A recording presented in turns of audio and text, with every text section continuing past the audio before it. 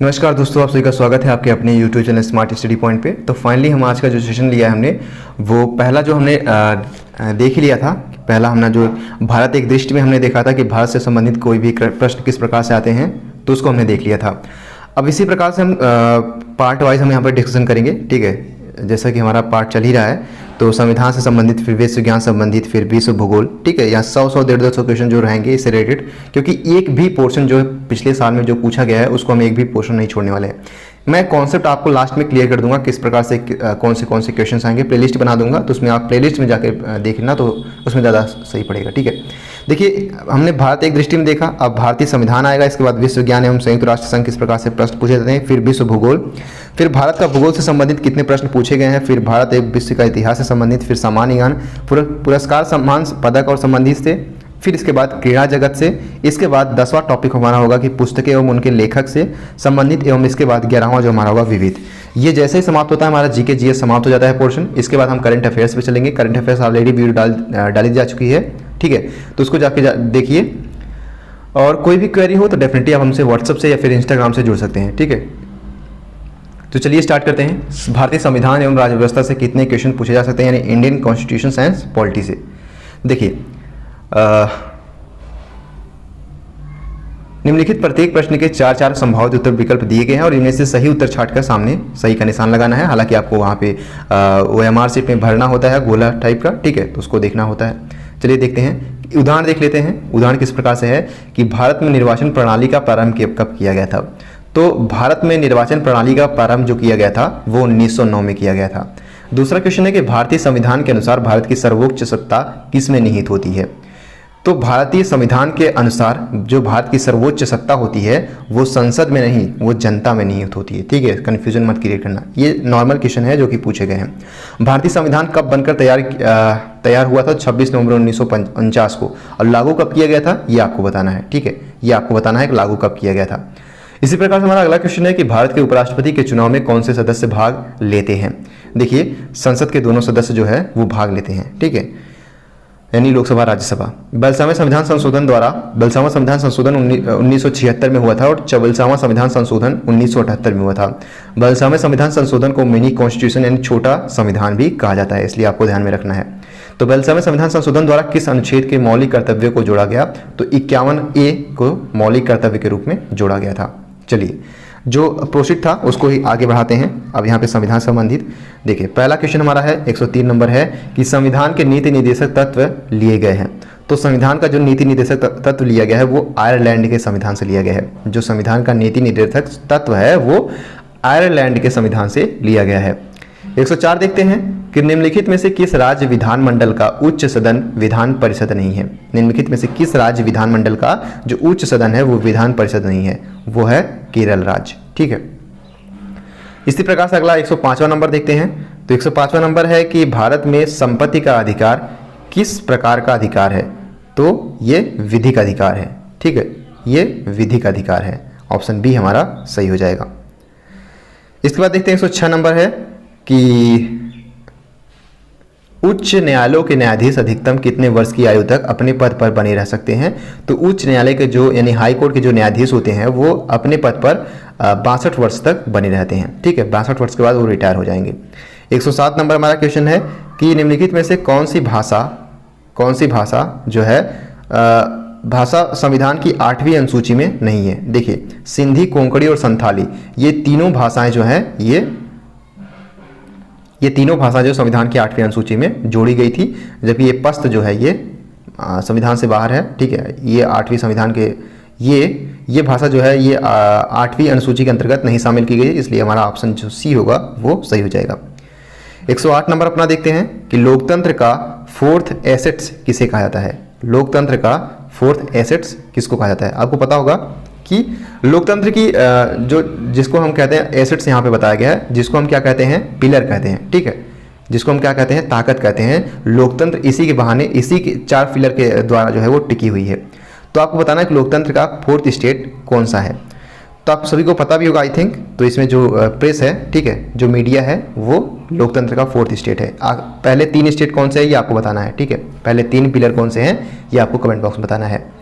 निम्नलिखित में से किस पद पर आसीन व्यक्ति को महाभियोग सदृश जटिल संवैधानिक प्रक्रिया के बिना पदच्युत किया जा सकता है? वो कौन सा है? तो वो महान्यायवादी है, जिसे आसीन व्यक्ति को महाभियोग सदृश जटिल संवैधानिक प्रक्रिया के बिना पदच्युत किया जा सकता है। ठीक है, जबकि मुख्य निर्वाचन आयुक्त तो न्यायाधीश, उच्च न्यायालय और नियंत्रक महालेखा परीक्षक, इन सभी के लिए महाभियोग लाना पड़ता है। ठीक है, इस सबको आपको ध्यान रखना है। 110 नंबर क्वेश्चन हमारा है कि भारतीय संविधान का क्या स्वरूप है? तो भारतीय संविधान जो है हमारा संघीय स्वरूप है। ठीक है, इस बात को ध्यान रखना है कि एकात्मक नहीं है, संघीय स्वरूप है। ठीक है, तो 110 का हमारा जो एक है ये सही है। 111 नंबर देखते हैं कि राष्ट्रपति का निर्वाचन किस प्रकार से किया जाता है?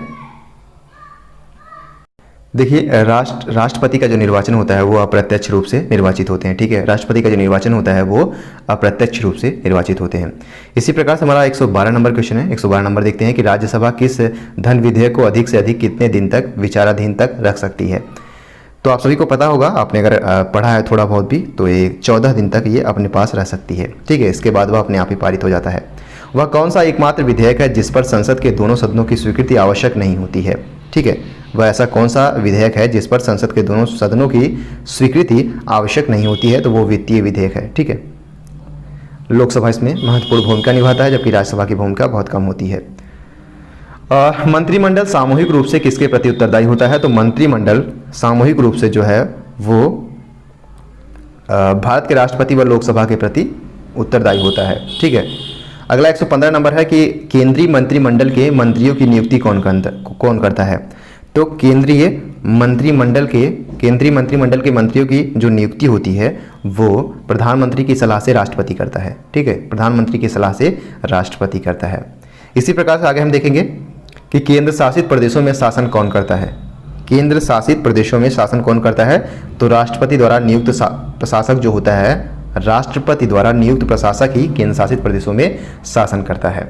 इसी प्रकार से 117 नंबर क्वेश्चन देखते हैं। 117 नंबर हमारा क्वेश्चन है कि लोकसभा में बहुमत दल का नेता कौन सा उत्तरदायित्व निभाता है? तो प्रधानमंत्री। ठीक है, जो लोकसभा में जिस बहुमत दल का नेता होगा वो प्रधानमंत्री का पद अपने कार्यभार में संभालता है। इसी प्रकार 118 नंबर क्वेश्चन है कि राज्यसभा और लोकसभा का सदस्य बनने के लिए न्यूनतम आयु क्रमशः कितनी होनी चाहिए? तो राज्यसभा बनने के लिए आपको पता होना चाहिए कि 30 वर्ष होनी चाहिए, और लोकसभा के सदस्य बनने के लिए आपकी आयु जो होनी चाहिए वो 25 वर्ष होनी चाहिए। इस प्रकार से ये जो ऑप्शन ए है हमारा, ऑप्शन ए हमारा सही हो जाता है। ठीक है, राज्यसभा बनने के लिए 30 वर्ष, लोकसभा के बनने के लिए 25 वर्ष, राष्ट्रपति बनने के लिए कितनी वर्ष होनी चाहिए? 35 वर्ष होनी चाहिए, और प्रधानमंत्री बनने के लिए 25 वर्ष होनी चाहिए। तो ये तमाम प्रकार की जो छोटी छोटी बातें हैं आपको ध्यान में रखना है। ठीक है, राज्यसभा लोकसभा के लिए हमेशा पूछा जाता है, तो राज्यसभा के लिए 30 वर्ष और लोकसभा के लिए 25 वर्ष, इस बात को आपको ध्यान रखना है। इसी प्रकार से 119 नंबर क्वेश्चन है कि हमारा राष्ट्रपति लोकसभा का मध्यावधि चुनाव किसकी सलाह पर करता है? तो राष्ट्रपति लोकसभा का मध्यावधि चुनाव किसकी सलाह पर करता है? तो प्रधानमंत्री की सलाह पर करता है। 119 का एक हमारा सही हो जाएगा। ठीक है, इसी प्रकार से 120 नंबर हमारा क्वेश्चन है। 120 नंबर हमारा जो क्वेश्चन है उसको देख लेते हैं। संविधान के अनुसार भारत का प्रथम नागरिक कौन होता है? तो संविधान के अनुसार भारत का प्रथम नागरिक जो होता है वो राष्ट्रपति होता है। मोस्ट इंपॉर्टेंट क्वेश्चन है कि संविधान के अनुसार भारत का प्रथम नागरिक राष्ट्रपति होता है। 121 नंबर देखते हैं। 121 नंबर हमारा है कि भारत का राष्ट्रपति जन सेवा से निवृत्त होता है तो वह अपना त्यागपत्र किसे संबोधित करता है? ठीक है, जो राष्ट्रपति होता है वो जब जन सेवा से निवृत्त होता है तो अपना त्यागपत्र, मेन चीज है त्यागपत्र किसको देता है? तो वह अपना त्यागपत्र जो होता है वो उपराष्ट्रपति को देता है, और उपराष्ट्रपति राष्ट्रपति को देता है। इस बात का आपको ध्यान रखना है। 122 नंबर क्वेश्चन देखते हैं। 122 नंबर हमारा क्वेश्चन है कि भारतीय सेनाओं का सर्वोच्च अधिकारी कौन होता है? तो भारतीय सेनाओं का जो सर्वोच्च अधिकारी होता है वो कौन होता है, ये आपसे पूछा गया है, तो आपको ये चीज़ें बतानी है। तो भारतीय सेना का सर्वोच्च अधिकारी जो होता है वो राष्ट्रपति होता है। ठीक है, इस बात को आपको ध्यान रखना है। लोकसभा चुनाव में मतदान के लिए कम से कम कितनी आयु होनी चाहिए? तो लोकसभा के चुनाव के लिए, लोकसभा के 123 नंबर है, एक लोकसभा के चुनाव के लिए मतदान करने के लिए कम से कम 18 वर्ष आयु होनी चाहिए। राज्यसभा की सदस्यता के लिए चुनाव कितने वर्ष बाद होता है? तो राज्यसभा की सदस्यता के लिए आपको पता होगा कि 124 का जो डी है कि प्रत्येक 2 वर्ष बाद जो होता है, प्रत्येक 2 वर्ष बाद इसका चुनाव जो सदस्यता के लिए, क्योंकि अपने जो सदस्य हैं इस बात पर ध्यान रखिएगा, सदस्य के लिए कार्यकाल नहीं पूछा गया है। ठीक है, कार्यकाल नहीं पूछा गया है, इसमें आप कन्फ्यूजन नहीं क्रिएट करिएगा। तो हर 2 साल बाद अपना जो इसका राज्यसभा का जो जो सदस्य होते हैं हर 2 साल बाद अपना सेवानिवृत्त हो जाते हैं और इसका कार्यकाल 6 वर्ष होता है, जबकि लोकसभा का कार्यकाल 5 वर्ष का होता है। इस बात को आपको विशेष तौर पर ध्यान रखना है। राज्यसभा की सदस्यता के लिए चुनाव कितने वर्ष बाद होता है? तो 2 वर्ष बाद होता है। वहीं 125 नंबर का देखें तो 125 नंबर हमारा पूछता है कि उच्चतम न्यायालय के प्रधान न्यायाधीश की नियुक्ति या चुनाव निम्नलिखित में से कौन करता है? तो उच्चतम न्यायालय सुप्रीम कोर्ट का जो प्रधान होता है, प्रधान न्यायाधीश होता है, ठीक है, जो मुख्य न्यायाधीश होता है उसकी नियुक्ति या चुनाव कौन करता है? तो 125 नंबर का बी यानी राष्ट्रपति करता है, ठीक है। 126 नंबर देखते हैं। 126 नंबर है कि भारत के संविधान की मसौदा समिति के अध्यक्ष कौन थे? भारत मोस्ट इंपॉर्टेंट है क्योंकि इस टाइप के क्वेश्चन पूछे जाते हैं। तो भारत के संविधान की मसौदा समिति के अध्यक्ष कौन थे? तो डॉक्टर भीमराव अंबेडकर जी थे। इसी प्रकार से 127 नंबर देखते हैं। 127 हमारा क्या है कि राज्यसभा की बैठक की अध्यक्षता कौन करता है? तो राज्यसभा की बैठकों की अध्यक्षता उपराष्ट्रपति करता है, ठीक है। इसका राज्यसभा का सभापति भी उपराष्ट्रपति होता है। इस बात को आपको ध्यान रखना है कि राज्यसभा का सभापति जो होता है वो उपराष्ट्रपति होता है और राज्यसभा की बैठकों की अध्यक्षता भी उपराष्ट्रपति ही करता है। राष्ट्रपति संसद का नियंत्रण किस प्रकार करता है? तो जो राष्ट्रपति होता है वो संसद पर नियंत्रण मंत्रिमंडल के माध्यम से, जो राष्ट्रपति होता है वो मंत्रिमंडल के माध्यम से संसद पर नियंत्रण करता है। इसी प्रकार से हमारा अगला क्वेश्चन है कि 129 नंबर है 129 नंबर है कि राष्ट्रपति का कार्यकाल पूर्ण होने से पहले उसको उसके पद से कौन हटा सकता है? तो संसद के दोनों सदन महाभियोग के आधार पर राष्ट्रपति के कार्यकाल पूर्ण होने से पहले ही उसको हटा सकते हैं, ठीक है। किसके आधार पर? संसद के दोनों सदन यानी लोकसभा और राज्यसभा मिलकर उस पर यानी राष्ट्रपति पर महाभियोग के आधार पर राष्ट्रपति को उसके कार्य से पदच्युत कर सकते हैं। 130 नंबर क्वेश्चन देखते हैं कि 130 नंबर है कि उपराष्ट्रपति के चुनाव में कौन सदस्य भाग ले सकते हैं? तो उपराष्ट्रपति के चुनाव में कौन सदस्य भाग ले सकते हैं? तो संसद के दोनों सदनों के निर्वाचित सदस्य जो होते हैं वो भाग ले सकते हैं। इसी प्रकार से 131 नंबर हमारा क्वेश्चन है कि आपात स्थिति की घोषणा कौन करता है? 131 नंबर है कि आपात स्थिति की घोषणा कौन करता है? तो राष्ट्रपति करता है। वहीं 132 नंबर की बात किया जाए तो 132 नंबर है लोकसभा की अधिकतम सदस्य संख्या कितनी होती है? तो 545 होगी, ठीक है। 132 नंबर है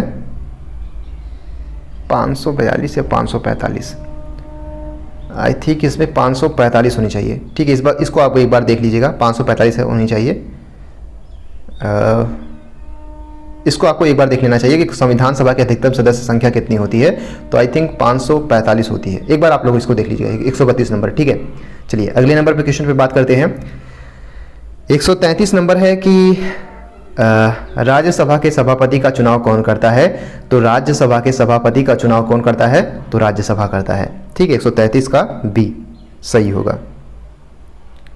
134 नंबर देखते हैं कि उच्चतम न्यायालय के किस प्रधान न्यायाधीश ने राष्ट्रपति के रूप में कार्य किया है? मतलब उच्चतम न्यायालय का ऐसा कौन सा मुख्य न्यायाधीश था जिसने राष्ट्रपति के पद को भी विभूषित किया है? तो न्यायमूर्ति एम हिदायतुल्लाह ने, ठीक है, न्यायमूर्ति एम हिदायतुल्लाह ने, जो कि राष्ट्रपति भी रहे हैं। ऑप्शन ए हमारा सही हो जाएगा। 135 नंबर देखते हैं कि राज्यसभा के 135 नंबर हमारा है कि राज्यसभा में जब राष्ट्रपति के विरुद्ध महाभियोग का प्रस्ताव सुनवाई होती है तो उसकी बैठक की अध्यक्षता कौन करता है? यानी राज्यसभा में जब राष्ट्रपति के विरुद्ध महाभियोग प्रस्ताव पर सुनवाई होती है तो उसकी बैठक की अध्यक्षता कौन करता है? घुमा फिरा के क्वेश्चन पूछा गया है तो राज्यसभा का सभापति यानी उपराष्ट्रपति करेगा, सिंपल सी बात है। 136 नंबर है कि राज्य विधानसभा के सदस्यों की न्यूनतम तथा अधिकतम सदस्य संख्या कितनी होनी चाहिए? ठीक है, तो राज्यसभा की पूछा है तो राज्यसभा की जो न्यूनतम होनी चाहिए वो 60 होनी चाहिए और अधिकतम यहाँ पे पूछा गया है तो 500 होनी चाहिए। ठीक है, 500 होनी चाहिए। राष्ट्रपति कितने सदस्यों को लोकसभा में मनोनीत कर सकता है? तो राष्ट्रपति जो होता है 137 नंबर है,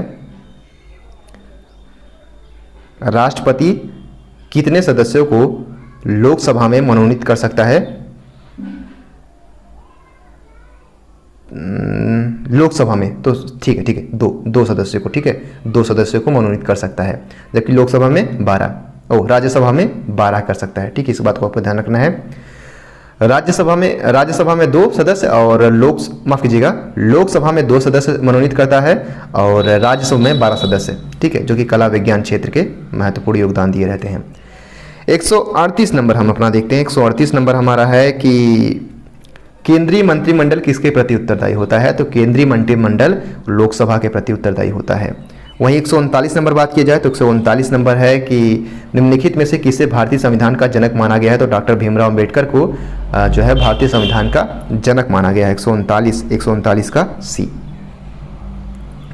इसी प्रकार से हमारा अगला जो क्वेश्चन है 140 नंबर है। 140 नंबर देखते हैं कि निम्नांकित में से किस भाषा को संविधान की 8वीं अनुसूची में मान्यता नहीं दी गई है? तो अंग्रेजी को 8वीं अनुसूची में मान्यता नहीं दी गई है, ठीक है, जबकि उड़िया, सिंधी और कश्मीरी को दी गई थी। और 141 नंबर देखते हैं। 141 नंबर का है भारत का राष्ट्रपति किसकी सिफारिश पर आपात स्थिति की घोषणा करता है? तो भारत का राष्ट्रपति प्रधानमंत्री की सिफारिश पर आपात स्थिति की घोषणा करता है। उसी प्रकार से 142 नंबर देखते हैं कि संघ लोक सेवा आयोग का सदस्य कब तक अपने पद पर रह सकता है, कार्य कर सकता है? तो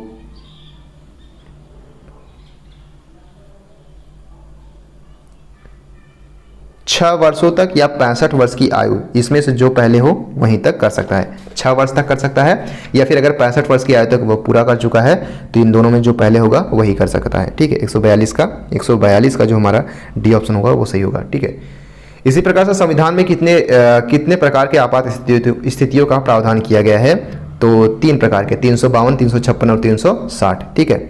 इस प्रकार से 144 नंबर है। 144 नंबर आंसर आपको करना है। 144 नंबर क्वेश्चन है कि किस प्रावधान के आधार पर संविधान सभा का गठन किया है? तो कैबिनेट मिशन के आधार पर संविधान सभा का गठन किया गया था। 145 नंबर देखते हैं कि संविधान सभा का चुनाव किसने किया था? तो प्रांतीय असेंबलियों ने संविधान सभा का चुनाव किया था, ठीक है। 145 का सी, 145 का सी होगा। 146 का देखते हैं। अब 146 नंबर जो हमारा है कि संविधान सभा ने भारत के नए संविधान को कब स्वीकार किया था? तो 26 नवंबर 1949 को स्वीकार किया था। लागू कब हुआ था ये आपको कमेंट बॉक्स में बताना है, ठीक है। 1950 को लागू हुआ था। डॉक्टर राजेंद्र प्रसाद के अध्यक्ष चुने जाने से पूर्व संविधान सभा का अस्थायी अध्यक्ष किसे बनाया गया था?